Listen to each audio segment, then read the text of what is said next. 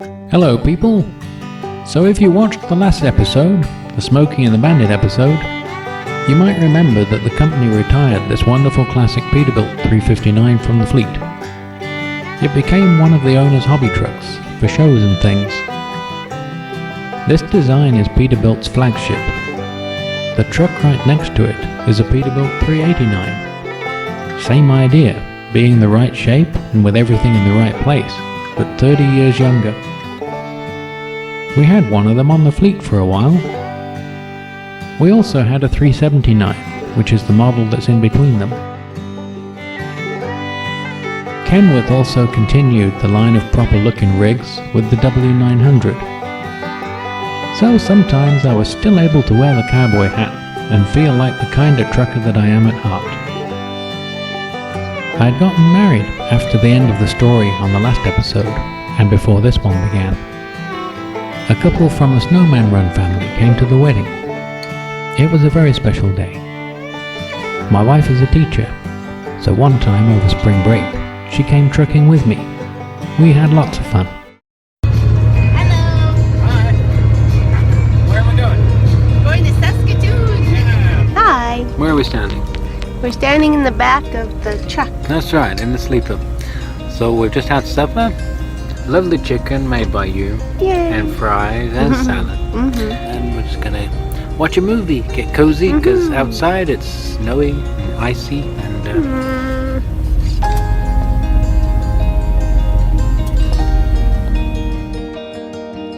The next morning, we were loaded up via conveyor belts. I thought this was pretty cool.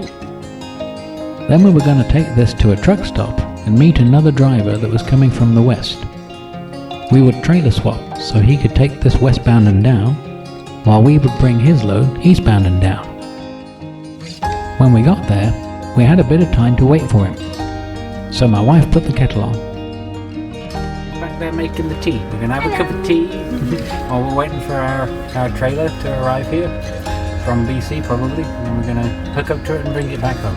Bye for now. Bye! There is only one advantage of modern trucks versus classic, as far as I was concerned as a driver. The only advantage to me was the amenities that the sleeper had to offer. A closet, a nightstand, lots of cubbies and shelves. This fold-out table had a fridge underneath. Now if you saw the first episode, you might remember that I used to depend on truck stop restaurants. The price of restaurant meals every day soon added up. But with a modern truck having a fridge, or at least the space to put a 12-volt cooler, here is what I started to do. So what I used to do then was before a trip, I'd come to here and I'd cook up a storm. You would cook up a storm? Yeah, okay. So she used to cook me up some meals in advance and then like take them in these containers. For example, chili, and fries, and lots of other things. And then you've got meals that can stay in the fridge. And then I got this warmer, this 12-volt food warmer, and that's like a little 12-volt kettle too. But these you can get from truck stops. You can actually get them from your points, your loyalty points. So I got these with my loyalty points, and then... But you didn't. My dad gave them to you for Christmas. Right, he did, yeah. But still, you can get these from truck stops with your loyalty points, and then you can cook your meal every day in there. And then this is for heating up the water. Now, if you take one of these with you, every time you go into the truck stop and you just fill it up, they give you free water. You can actually take your own cup and get free water from the dispenser. They don't charge you for that. And then you can boil up the water, you can have coffee, just take your coffee with you and your sugar and some cream, and then you're set. And in my case, I take tea as well, tea bags.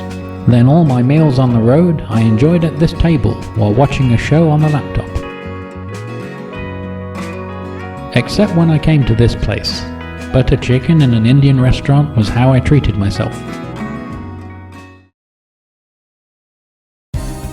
So the place where I originally come from is a small mining village in the middle of the United Kingdom called Baddesley-Enza. This is footage from the late 1980s of the Baddesley coal mine, not long before it was shut down. I have childhood memories of it as a working coal mine. My granddad used to work here underground. Well, I grew up with many of the sons and grandsons of these miners. They nearly all stayed in the village. So when I would go back for a summer visit to see family and friends, I would see these people here at the annual party in the park. They would ask me what I've been up to, and when I told them that I was driving trucks in Canada, they would say, "Ice Road Trucker." They get the History Channel over there, and they've all watched that show. As a matter of fact, so did I. But me, an Ice Road Trucker? Yeah, right. Nothing could be further from the truth. I spent more time in the desert. But actually, they were not completely out there with that statement. Two of the trucking companies that feature on that show are close to where I'm based out of. I did pull up into that street one night, and I got on the CB and I said, "Alex, Todd, Lisa, Steph Hammerdown, are any of you on the channel?" There was a chance that they could have been in the vicinity with the CB on. I didn't get a response. I'm not sure what I would have said if I did. Maybe just told them how I enjoyed watching their show and to wish them all the best. I have a lot of respect for those guys that take trucks into such remote locations. What they do is heroic. It's not hard to slide into a snowbank up there, and there's no one around to call. They get themselves out by wrapping a load strap around the drive axle and around some trees to pull the trailer sideways. They have to drive across frozen lakes. Putting 40 tons on ice is such an unnatural thing to do. Hats off to them. They are the hero truckers. You could say that I've brushed the edge of their territory. I've taken loads northbound to some remote locations, but not to where there's no roads. For the most part, those were uneventful trips. There are some spots where you're out there by yourself with no cell service. Fortunately, I only had two things happen in remote locations, and they weren't too far from where there was some civilization. There was a time when I was an hour out from Hudson's Bay, at night. From the lights that came up on the dash, I figured the belt had snapped, or one of the pulleys had seized up and threw the belt off. The batteries were draining, but I knew all I had to do was drive the hour and make it into the town of Hudson's Bay, where there would be somewhere I could park, someone I could call, and probably a hotel for the night.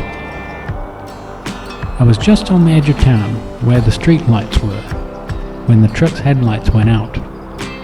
I crept into a gravel parking lot, and then I got through to the company and to the local mechanic.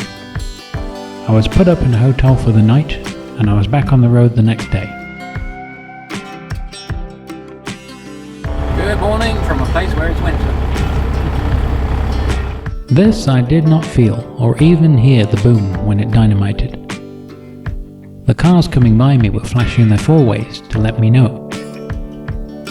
This one didn't happen in the remote north. I did have another trailer tire just go flat up there, but not explode. I wasn't anywhere near anyone that could bring me out another tire. But when it's on a dual, and it's below freezing temperatures, if you keep it under 90 clicks, you can actually drive with it and get back into civilization. It won't come off the rim or start tearing up. That's the only advantage of trucking in below freezing temperatures. I cannot think of any others at all.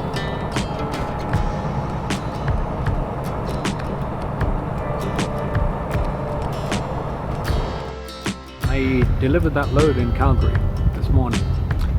Quite a foggy day here today. Now I'm picking up another trailer here, and this one will be for the homebound leg. But whoever brought this here, they went through some deep snow. If I'm taking it somewhere that's warmer, the ice starts to gradually melt and fall off by itself. But sometimes huge chunks might fall off in one go. I don't like to leave those on the highway for the other traffic, so I try and knock off what I can before I get going. It doesn't look like I was having much success though, does it?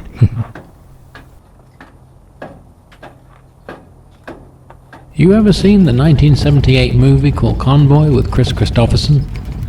I always think of that when I come down here. When they make that hard turn, then the cops follow them and one goes over the side. That ain't no road, it's a trail. In the summer, it would kick up about the same amount of dust, I reckon.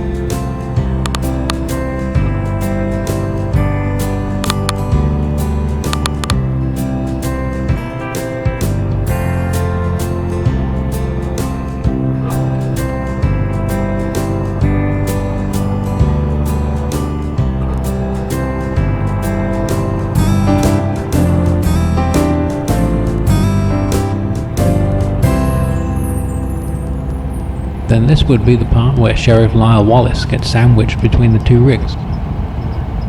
As for me, I was making some good progress now, but I knew that I was heading towards a winter storm a couple of hours down the road. It might be a little slow going, but everything looks like it's moving out there, so we'll see what happens. That's what happened. The highway shut. This is where you pull into a truck stop, get a hot shower, and treat yourself to a nice restaurant meal. With some wine too if you want. You're there for the night, you might as well. When you're all snowed in there together, it's the one time that you tend to socialize with the other truckers.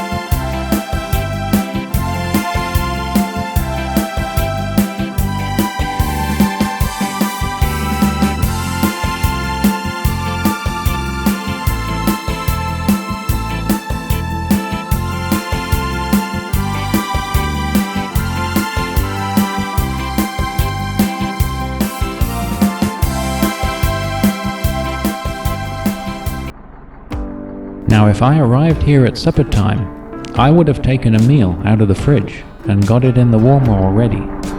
That way, it can be heating up while I'm opening the back and reversing the truck onto the dock, sorting out the e-log and the shipping documents. Then it's ready to eat while I'm getting unloaded. It's a huge time saver. Now I don't have to stop anywhere else before I shut down for the night.